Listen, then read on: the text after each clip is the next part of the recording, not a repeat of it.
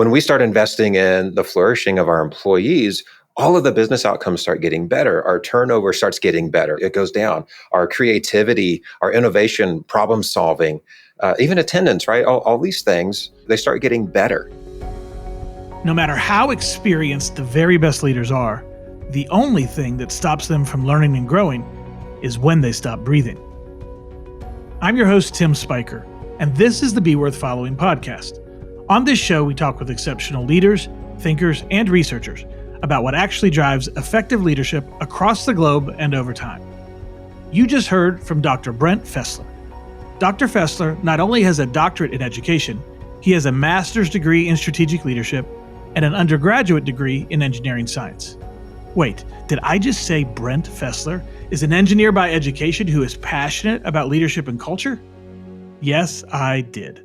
So it's no wonder why I enjoyed visiting with him so much.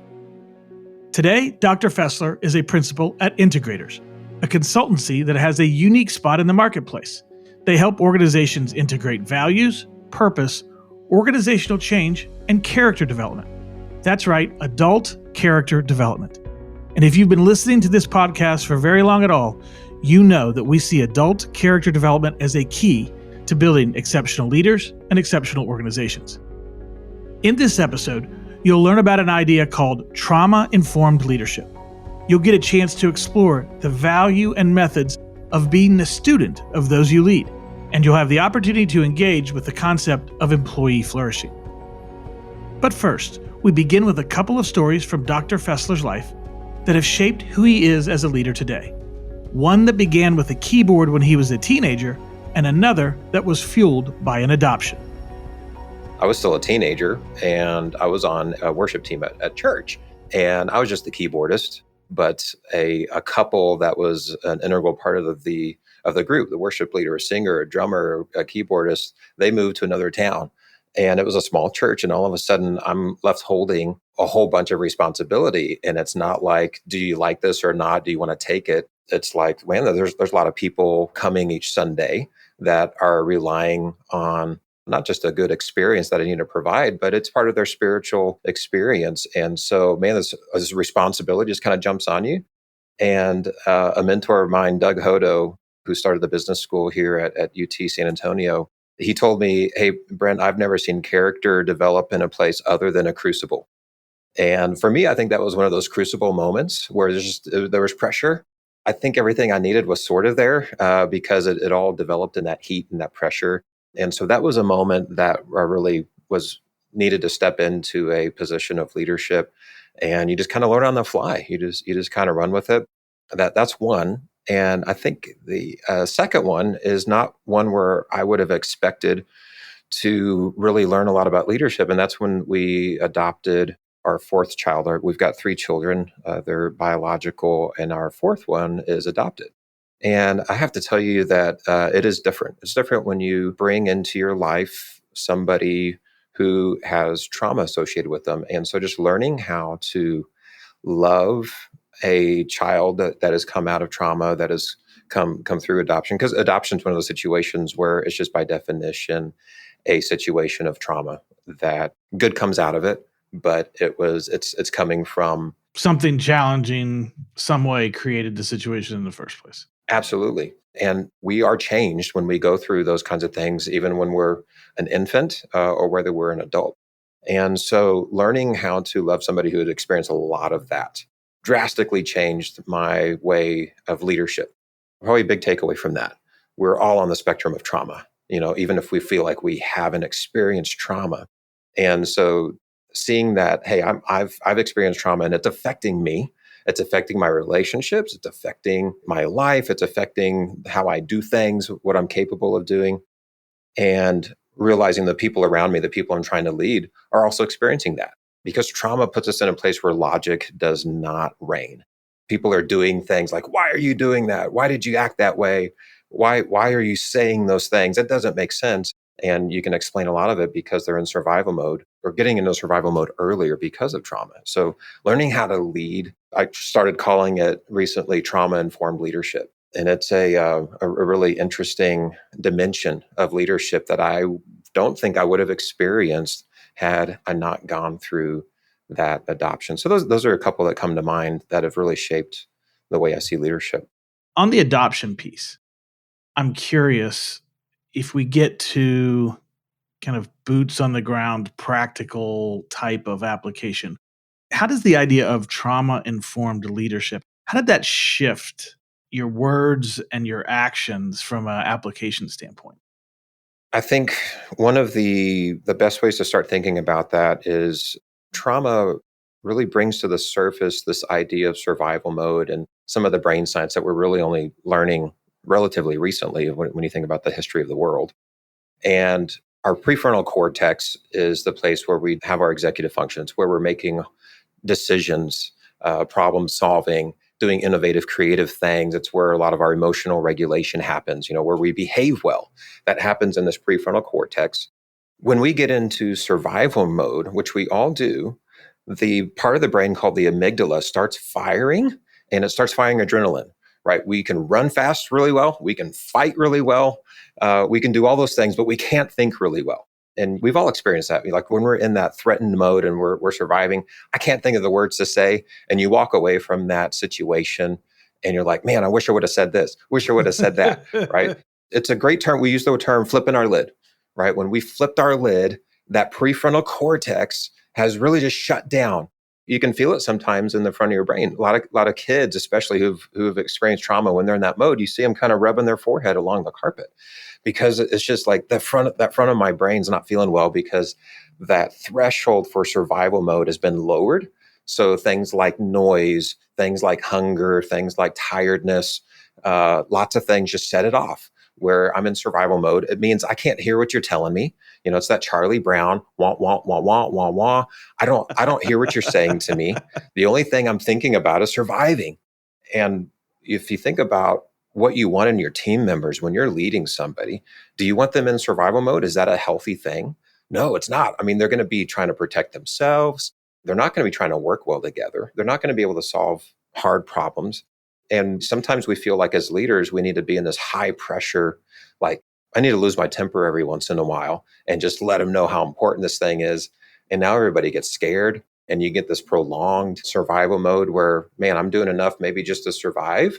I'm compliant. I'm protecting myself. I'm definitely not trying to give my all. And so understanding this whole spectrum of trauma, survival mode. Now I've got team members who are doing things that are not logical. They're being manipulative. And without this kind of understanding, we're like, well, you're just a manipulative person, rather than understanding maybe they're in a specific situation. They're not feeling safe. What's making them not feel safe? Is there something in their environment, something in their personal life? Is it something with their coworkers? What is it that's making them feel unsafe? And if I don't address that first, there's no amount of logic that's going to get us back to a high-performing team. So, how do you address that? Because if you don't know where that amygdala hijack is coming from, and yet your sense is that it's going on, and this could be with your fourth kiddo, or it could be with a coworker, somebody you're leading on a project. I can just hear kind of our strong S's on the Myers-Briggs side saying, all right, so that sounds interesting. What do I do? What do I do when I'm in the situation that Brent's talking about? I think there's a few things. One, as a leader, I've got to be the last one to flip my lid. I've got to be the one that's in the most control. And so I would say long-term, big picture, it starts with me. I've got to know my buttons. I've got to know how people press them, when they get pressed, what sets me off. And I need to be aware of like, what do I look like when I'm in survival mode so that I can be more self-aware of those cues. We can call that emotional intelligence and, put lots of labels, but we don't often think of it as when I'm losing my temper, can I be aware of when that's happening to me? And what should I do now? Do I need to go give myself a timeout? Do I need to go eat a snack, right? It's really kind of these childish little simple things. I need to go take a snack because the research is clear that our ability to regulate our emotions, it comes from this willpower tank that is affected by our rest. It's affected by our blood sugar level, and it can be affected just by us working it out. So I think self-awareness is probably one of the first things that we need to do as leaders. And from there, it goes into, I need to be aware of the people around me. If I've got a small team, I've got 10, 11, 12 people, I can get to know them and know where their buttons are. and understand what are some of the things that make them feel unsafe. What are some of their signals that are saying that they're feeling unsafe? It can be little things like they start talking loud, they start laughing. Some of us are nervous laughers, right? You can start picking up on these cues. Because if you think a leader, I'm trying to make my team their best, because you've got somebody who's super strong in one area and maybe they've got an opportunity or weakness in one area. I can come alongside them in their weakness, help co-regulate with them. It's like, hey, let's go take a break. Let's rest. Let's breathe. Let's get a snack. Realize, hey, this is a noisy room. It can be as simple as that. We've been at this meeting for an hour and a half. We all just need to take a breather. It could be the noise in the office. There's all sorts of things that we can start being aware of in our team. And probably the hardest thing is when you're in one of those high stakes moments where there's some tempers flaring, and yours is one of them. Like everything in you is yelling, the most important thing for me to right now do is to win and to push through. But the most effective thing in some of those moments is to back off, take a break. And it's like, that's sometimes the hardest thing to do, is to back off when those emotions are flaring in there. This is fascinating to think about because, I do think that there are times when we as leaders have the notion that we do need to let people know the significance of the moment or the significance of what's going on. And we're so like, I don't know if the team is understanding exactly how crucial this next, client interaction, whatever it might be for somebody. And how do we then approach it? Because there are those times when we need to make sure everybody's dialed in. And there's a variety of ways to do that. So in the midst of not wanting to kind of push people into being kind of mentally hijacked by a prefrontal cortex that is heading towards fight, flight, freeze, what do we do in the moments when we do need to make sure everybody understands the stakes are high, so let's make sure we're at the top of our game? How do you walk that edge without going over it to a point where you temporarily incapacitate your team? And it feels like an even more complicated question when you understand not everybody's wired the same way. Not everybody's going to react to certain pressures in the same way. So what do you do when you, as a leader, when you do need to let people know, hey, this is an important deal here, but you obviously don't want to push them over the edge so they become less effective just at the moment when you need them to perform? Yeah, I think there's a couple things to that. There's the more acute, when there's a situation going on. One of the best things that comes to mind is just to create some quick awareness. Like, what I don't want you to feel is threatened.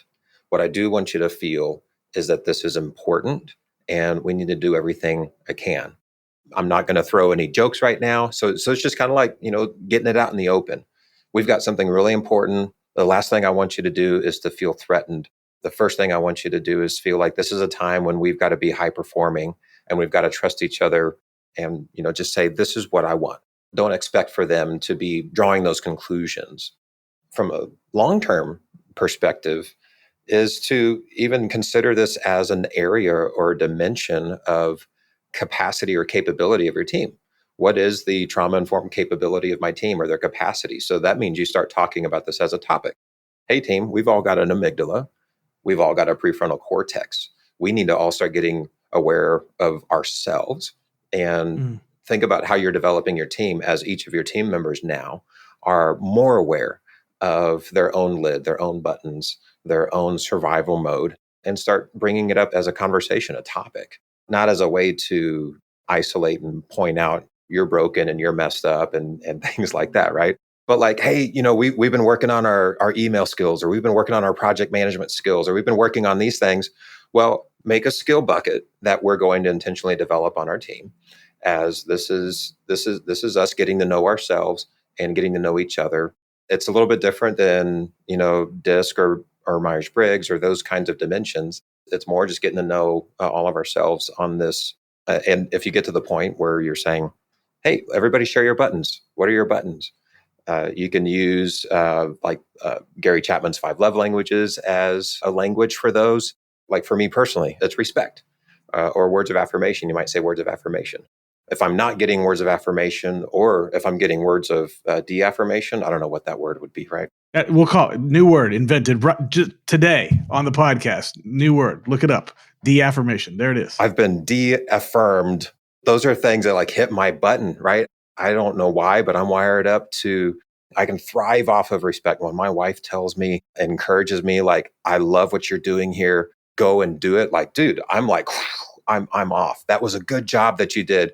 It like fuels me like crazy, like jet fuel. But on the ditch side of that, it's like, oh man, you're pressing my button.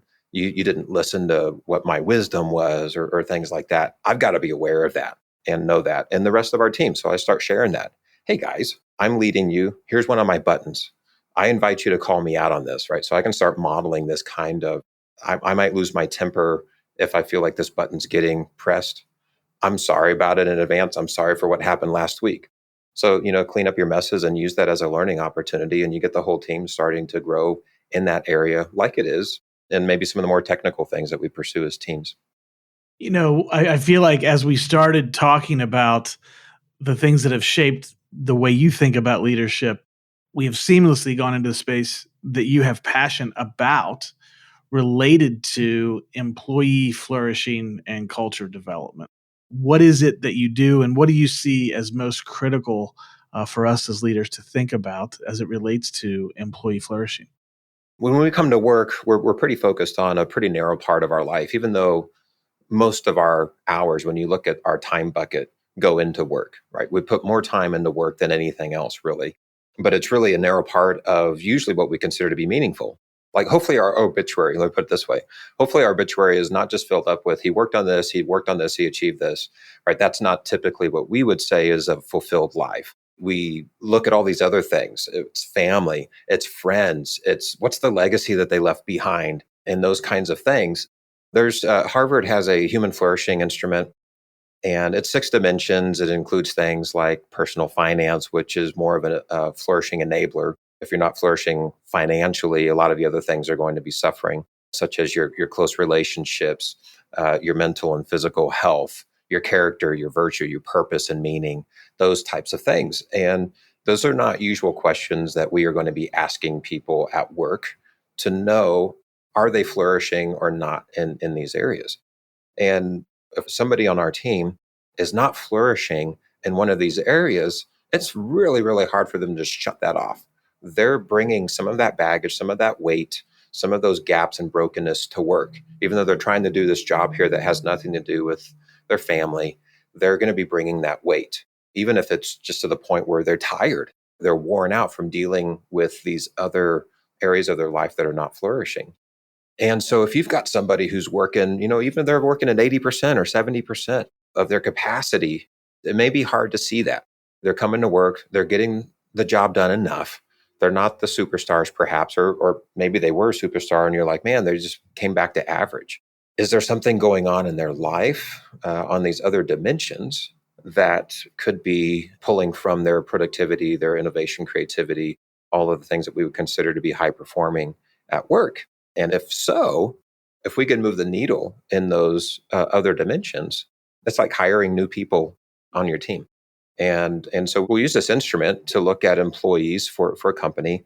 In our experience, it ends up being somewhere around 35 to 40% are self-reporting that they're not flourishing significantly in their life. Wow.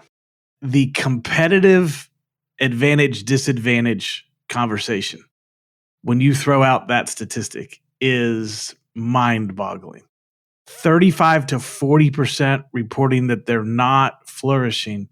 And when we just draw back what you've been talking about, how when we're not operating at our best, how that reduces the quality of everything. So the idea that if we improve that, I mean, to use your language you just did, we're gaining additional employees essentially in order to fulfill the mission of the org. I just had to pause for a second there, like, whoa, that's a major number. Yeah, I mean, you can do the math. You don't have to fix everybody. But if you've got 100 people on your team and 35 of them are not working at their peak, if you can move 25% of those, you've added multiple FTEs effectively to your team without really having to pay for new salaries. You invest in more in their flourishing. And it's not just that short-term performance payoff. The things that we do as companies and organizations to now invest into these flourishing areas, if we see that there's gaps there, we've now built loyal employees. We've built more resilient employees. They don't want to leave because we've invested in them as people. When we start investing in the flourishing of our employees, all of the business outcomes start getting better. Our turnover starts getting better, or it goes down. Our creativity, our innovation, problem solving, even attendance, right? All these things they start getting better. But they don't have to get better. If you've ever done the analysis, you don't have to make huge movements in productivity for huge gains in profitability, because we're usually dealing with 5-10% profitability. So if you could move somebody's overall productivity 5 or 10%, you're actually more like doubling your profitability. So it's some of these small moves, investments, because these are things that we tend to not focus on as leaders. And so there's lots of opportunity. There's low-hanging fruit that we can go and pursue with this. I mean, I can just see all of us, and by that I mean myself, when confronted with some less than ideal performance, with a real tendency to kind of lean into a pushing through, lean into, I just need to turn our temperature up a little bit. You're offering that maybe we should pause and think about the pieces of the puzzle here that we maybe don't see in order to leverage not only what's good for the organization, but what's good for that person, obviously, as well. Which actually leads me to a question, because I'm just imagining you enlightening leaders and organizations around this. And there's this leader who gets the math of it and says, ooh, yeah, here's a strategic lever that I can pull. And we just invest a few dollars and pull that lever. And all of a sudden, our 35 folks who are not performing at peak will cut into that significantly in our productivity. There's almost a mechanical equation aspect to it, even though we're talking about something that's very much not mechanical. We're talking about the human mind, the human heart, human emotions. I'm just imagining that you've run into that, and I wonder how do you address that? Because I'm making an assumption here, but you can definitely call me out if I'm wrong, that if it's approached in that way, that it's less effective. Yeah, well, it's actually pretty rare that we do run into it. Most leaders, they do want to be about the people. There are leaders out there that are just about the outcomes. And in practice, I think we tend to be about those outcomes because of the pressures, the financials, all those things are pressuring us into that behavior. I've rarely found a leader who would actually consciously say, no, that's what I'm about. Screw the people, right? That doesn't happen. So that's a good thing, right? So I think my belief and my optimism is that there's goodness in there, but just because there's goodness in there doesn't mean that the capability is there, right? So the skill isn't necessarily there. And so identifying this flourishing of our employees as an area to pursue, I like to say, let's raise our people as outcomes to the same level as our product outcomes and our profitability outcomes. So what are the things that we've already learned how to do there? Well, if we don't have the skill set already in-house, we hire somebody in. We know it's important, but just because we can't do it doesn't mean we have to give up on it. It means we bring in help if we need to. We develop a strategy. We put budget towards it. We put it on somebody's job description. You get fired if we don't move the needle in this thing. All right. So we do that type of business discipline in these other areas. And so it kind of just starts with, let's say it is just about profitability and you've got to answer to shareholders. You can make the case for them. We believe our profitability is going to go up. The research shows it. You as a shareholder, you're going to be rewarded as we invest in this, just like we would invest in a new computer and things like that. So we do that all the time. And so you can live in that language when you need to and say, then now I don't want to just go down this, let's throw salary at it. Let's throw benefits at it. Let's do it in a very intellectual way, like we would other things. Let's do it in a high performance way. Let's use data if we can. So we got this flourishing data. Oh, look, we've got these gaps and things. Now, how do we start approaching that?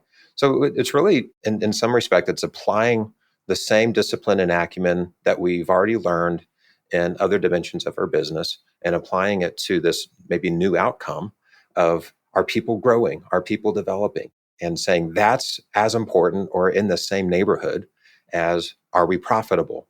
Are we selling more widgets than we were last year?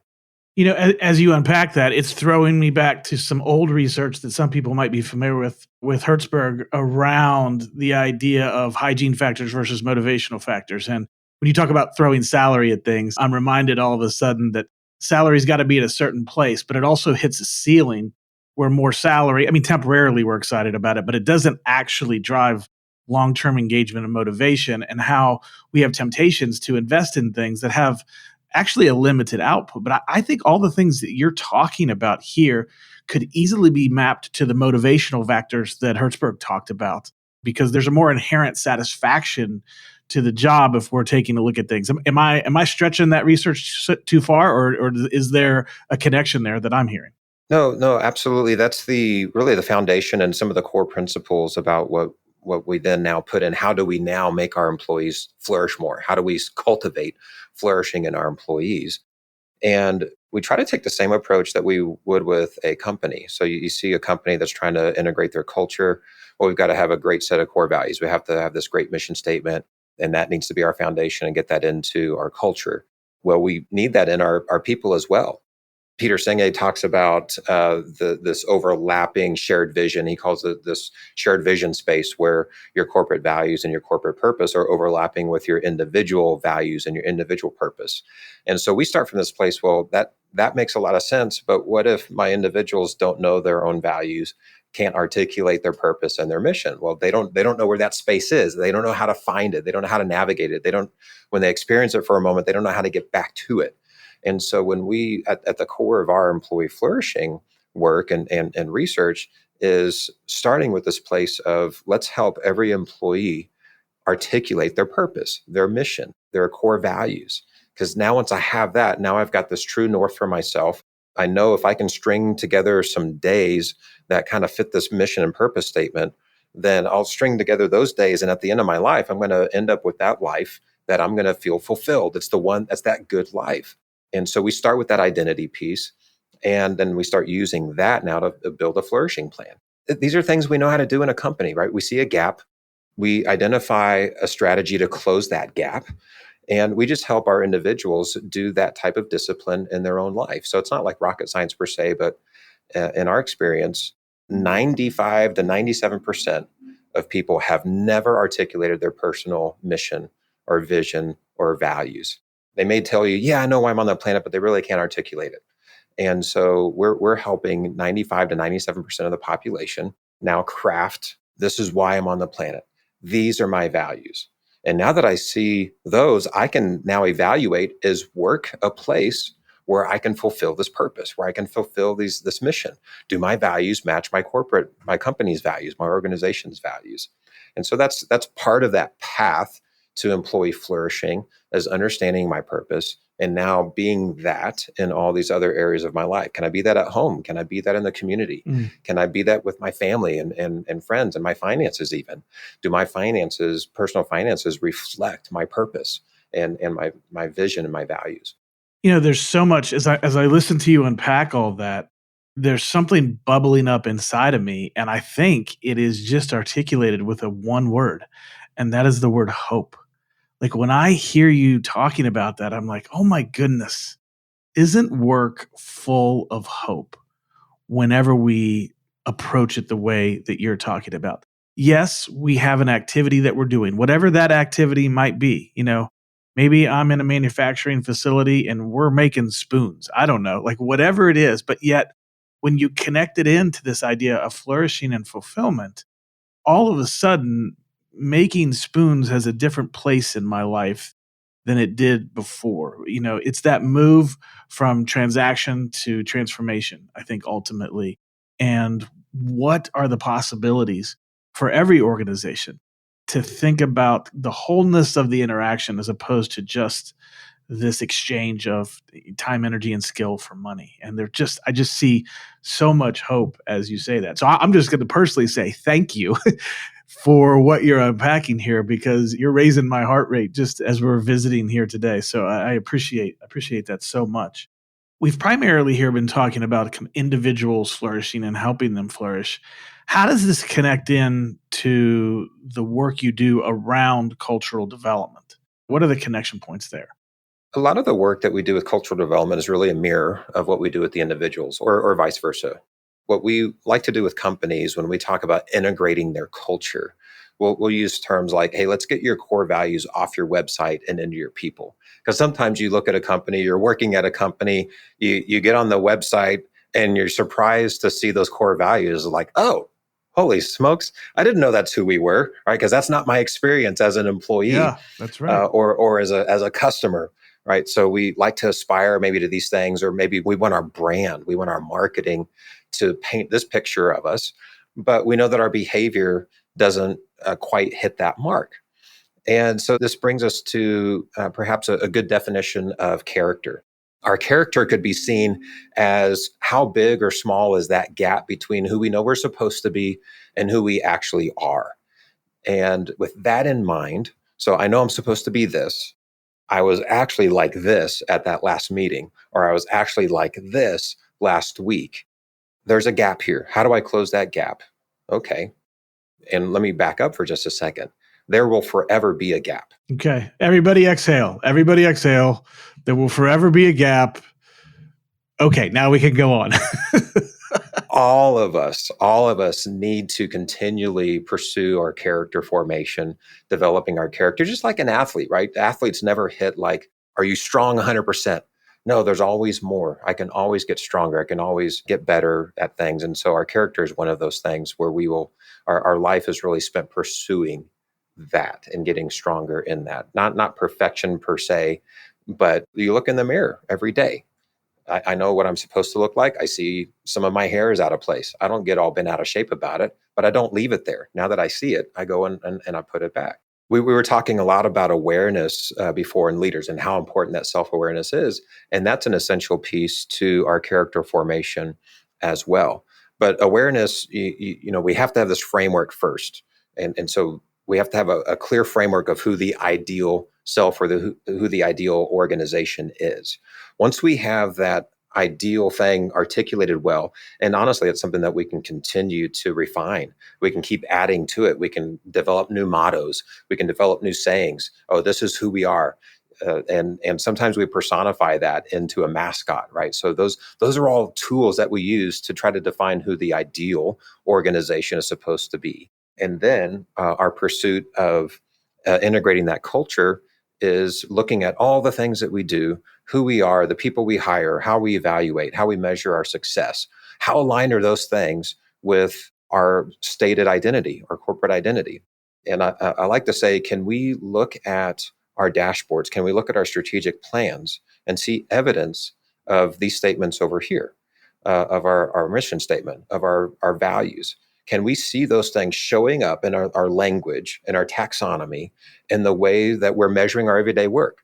Because if you're like a lot of organizations, most organizations, we do this work, we go do an offsite, do a retreat, we Right. a whole bunch of sticky notes go up on the wall, right? We end up with this vision statement that's about a page and a half long. And so we get this thing that everybody's voice was heard, nobody knows it or can state it. And then we go back to our same dashboards, all right? Those things that tell us, you think about dashboards, it's our scoreboards. Those are defining the game that we're playing, right? So we, in our day-to-day moment, those are the things that are defining, this is the game that I'm playing. And so many times our dashboards are defining the wrong game that we need to be playing on a daily basis. And no wonder our people are pursuing perhaps things that are not aligned with our values, that are not aligned with our purpose statement, our mission statement, because it's not showing up in the day-to-day reminders of who we are. There's points. I know when I do this, we'll get a point on there. We'll get another point on the board. And then maybe at our annual evaluation, I get evaluated somehow on one of these core values. It's like, oh, man, I forgot that was one of our core values because it wasn't on my dashboard. It wasn't on our strategic plan. It wasn't used in the language in our team meetings. It wasn't used in, it's not our everyday language. Even in our art, a friend of mine, Larry Mills with Holtcat, they plastered even their bathrooms and their break area with napkins. It was on their napkins, their cocktail napkins, and everything was reinforcing their values, reinforcing this is who we are. This is how we operate. And it was not like a replacement for now our behaviors, but it was a great reminder, wait, this is who we are. We mean it. And so let's use this as part of our language. Let's put it in our dashboards. Let's make sure it's in our strategic plan. Let's use it when we evaluate each other. And those are some of the key things now to integrate that.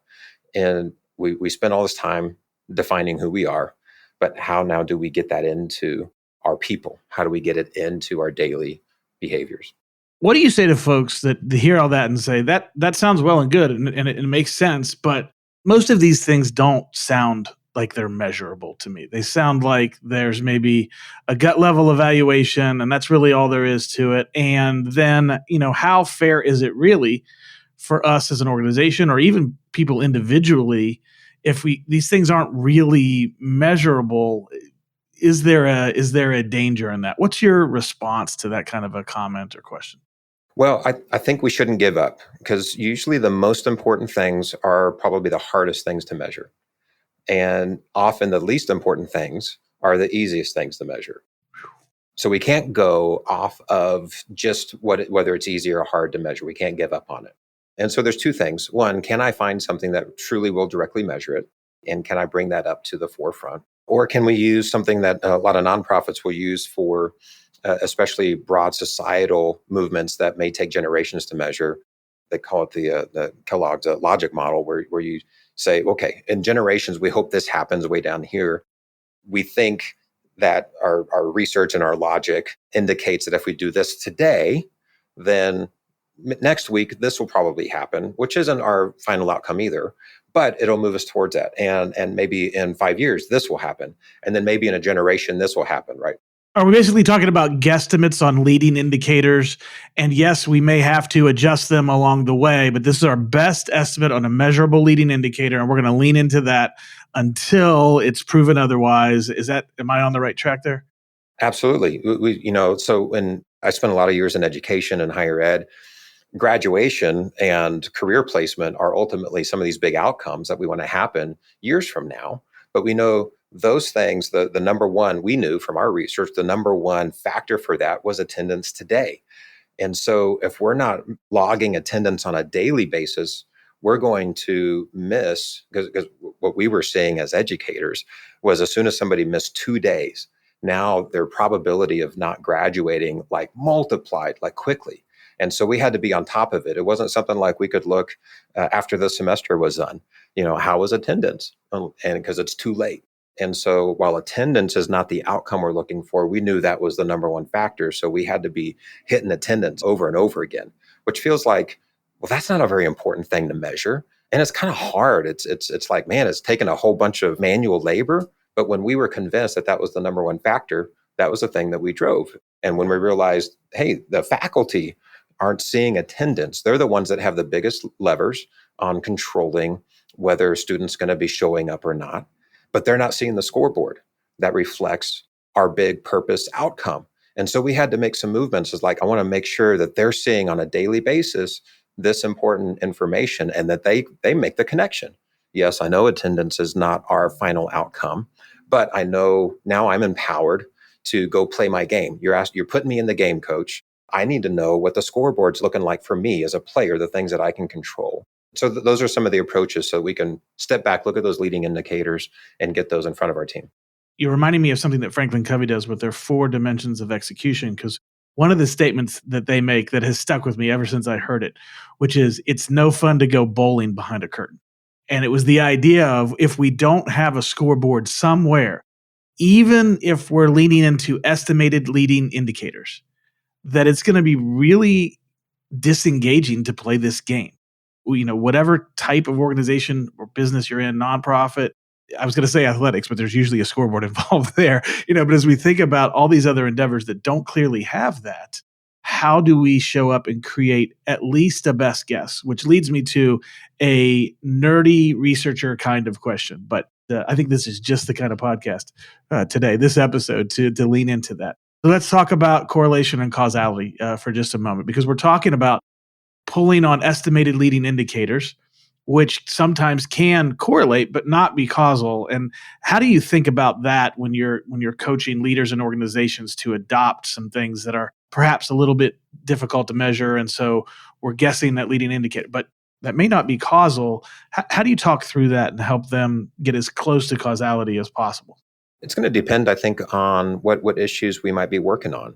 But So many of these things on our culture integration and getting the company flourishing or the company character developed, there's a lot of low-hanging fruit there. So what we'll often look at is I can show you research when you take this type of approach to integrating values or character formation in adults, it will work. So our leading indicator should really be completing this particular program, developing this, completing it. And now let's talk about some of the, because one of the big outcomes from my research in adult character formation is my study was a mixed method study, not just because I didn't have anything to do, but like you were saying earlier, when you have a complex issue, usually one data point or one dimension is not going to describe that complex issue very well. And so mixed methods means you're using quantitative analysis and qualitative analysis. You're using hard numbers and data like that, but you're also interviewing. You're getting to know people. You're hearing their story. You're listening for themes out of their words and things like that. And the conclusions really demonstrated, especially for my work in adult character formation, was the interview with the participant was interesting, but the interview with a close relationship was more interesting. Right. So the individuals would say, I'd ask them, tell me about your integrity changing or growing. And they would say something like, oh, integrity's always been important to me. My integrity hasn't changed. You go and talk to their close relationships, like, oh my gosh, this is a different person. I can trust my husband on a totally different level now after going through this program. Right. So they were hesitant to say that their integrity had changed, but you talk to a close relationship and they're like, oh, no kidding.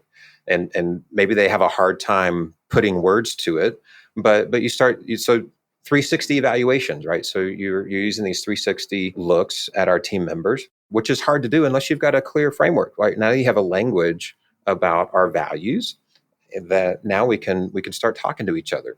Talk to me about Bob Smith and tell me where you saw them exhibit this particular core value, because we have language around it. We've defined it.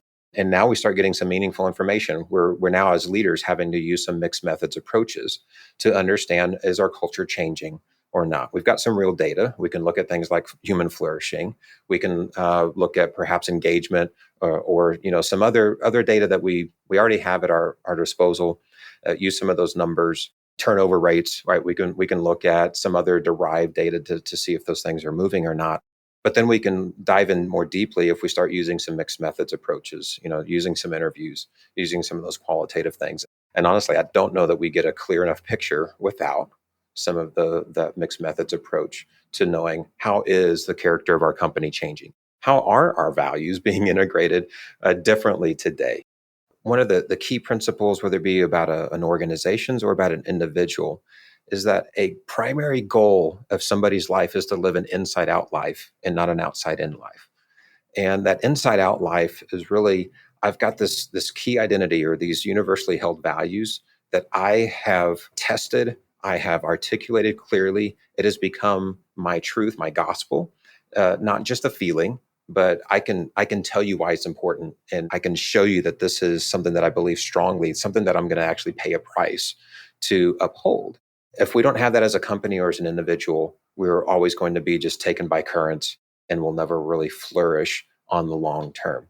And so live that inside out with your team, as an individual, with your organization. Pursue that inside out type of thing. And if you think about a sailboat, it's the rudder and the keel and the sail compared to being on an inner tube. Right? You can be in the same environment. You can stay afloat. The inner tube just go on wherever the wind and the current takes it. But the sailboat, and the way that keel works is it actually pushes against wherever the wind is going. And that's what happens to our values. That's what happens to our purpose, is when it gets pushed against, we need that really strong keel that's sitting down there in the water so that we can now stay on course no matter which way the wind is blowing. That's really that inside out style of living. How about Dr. Brent Fessler?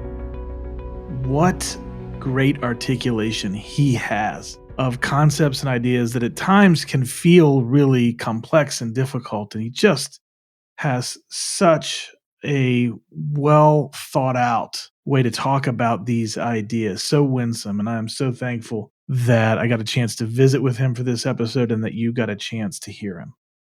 A couple of things I want to point to as we wrap things up. The first one being the idea here that it's important that we really get to know the folks we're leading personally. As he talked about the cues, understanding when some of the folks in our team might be getting a little bit hijacked in their amygdala, that they're not necessarily at their best. And really, one of the key ways to be able to know that is to really pay attention. Am I a student of the people that I'm leading in all the best ways? Are you a student of the people that you're leading? That you're getting to know them so well that you can tell clearly when they're off, and then suggesting the next move, then suggesting, hey, perhaps we need to pause or a check in, or is everything okay? Or is there something going on outside of work that's creating some challenges?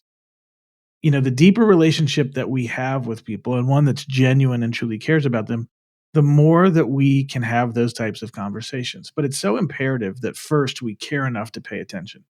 And I know that not everybody is necessarily as open. This isn't just some type of cookie cutter thing where you dedicate yourself to pay attention, to really get to know people, and everybody's just an open book. We know that people approach life differently, and I'm not suggesting that you need to force your way into somebody's life. But the question is, do you care enough to be a student? Do you really want to get to know your people at a meaningful level so that you can best lead them? And in this case, that also means noticing when they're not at their best and understanding that maybe the right next step in order to help them get to their best, sometimes perhaps you do need to push through, but there are other times when the pause, a strategic and thoughtful pause, is what needs to come next. And that creates a connection point to where I want to end up today, because we obviously spent a lot of time in this episode talking about the idea of employee flourishing. It's really a fascinating word to me. It's not one that we use very often, but flourishing is a very vivid description to me. It just speaks to life and vitality and growth and health. I think it's a wonderful word to think about. And I think it's really an outstanding picture to challenge us as leaders.